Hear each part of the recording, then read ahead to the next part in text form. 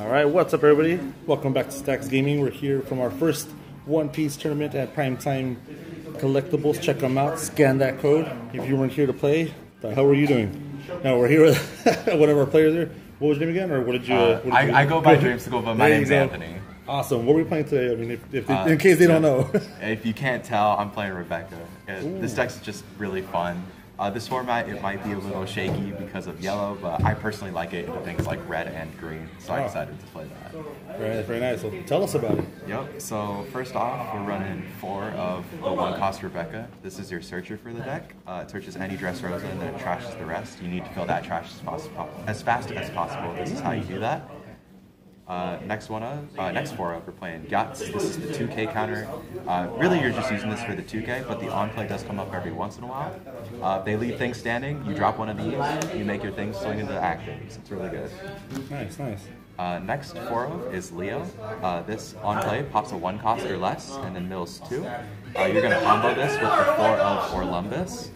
This is going to reduce a cost of anything your opponent controls by 4, and then you mill 2. Very nice. And the same thing kind of goes with the Kairos right here. You're going to pop a 1-cost and then you mill 1. What I will say is, of course, Kairos is better because it can't be KO'd. If you have the leader or the stage, you just tap it, and then it does not die. Well then. It's pretty good. It does come up a lot where your board is just filled with these, and your opponent just can't remove them because they can't kill them. So they try, you tap your leader, tap stage, and then you counter out the rest. Damn. And next, I have a legit question because I actually haven't played the deck myself. Why are you milling so much? Why mill so much? Yeah. That's where this comes in. Oh, I want to right, say things. Keep going. Yeah. My bad. So we have just a Deo right here. I run it as 3. It's just a 2 blocker. Nice. You just need the blockers in the deck so you don't die immediately. Self-explanatory. We have Bardo. This functions as a 2K and a blocker, so early you want to guard out with this, and then later on, if your opponent has a board, you just play this as a blocker. Nice. We have Sabo at 4. This card's insane. This card's dumb. It's too good. It's a 5/6 blocker. On play, your cards cannot be KO'd by card effects until your next turn, and then you draw 2 trash to. Wow. So it's a dig tool. It gets cards into your grave for a certain card we'll talk about in a second, and then it protects your things too, which is really good. This is just another 2K I have right here, Tashigi. You can activate main to give -2 cost to something. It does come up when they put out 3 drops. So you will activate it, you'll make it a 1, and then you can either Leo it or Kairos. Nice. And now, Big Daddy Gear 4 Luffy. This card is that the name of the profile? Yeah, this is why you play this deck. It's so good. It can attack actives. It just says on the card it can attack actives. And then if you have the main kind of stage, which is Coliseum, all your characters get rushed with the Coliseum. Only on characters though, so not Lee. But if you have Coliseum and you have Luffy, you can play your Luffy. You swing with your Luffy, and then Luffy has an effect where you put 7 back from your trash to the bottom of your deck, and you restand it. Oh wow, okay. So you can get some crazy things with this card right here, Gum Gum King Kong Gum. If you have 15 or more in trash, well, first off, it's just main get 6,000 for 3. So you just get power. So if you Kong Gun your Luffy, it turns it into 13. And then, if you really want to go for game, if you have 15 or more in trash, it also gives it double attack. So what you do is you play this, you swing, untap, you leave it up for a turn. If they don't remove it and you have 15 or more, you Kong Gun it, you swing for 2, untap, swing for 2 again. That's 4 life gone immediately if they can't guard it out. So double attack with rush that could swing twice. Almost. Oh yeah, that's very fair.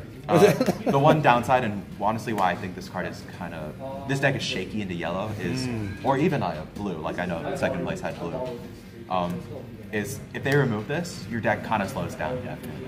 Which this deck is already pretty slow. You play it super controlly because you're working on getting cards off of your opponent's board.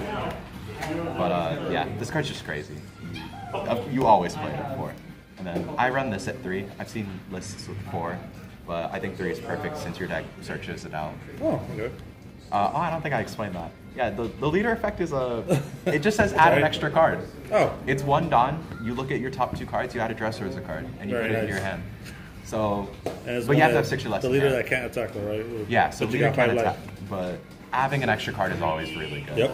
And you filter through your deck so fast, you'll always see what you want. The last Dressrosa card in the deck is Bunnynahm.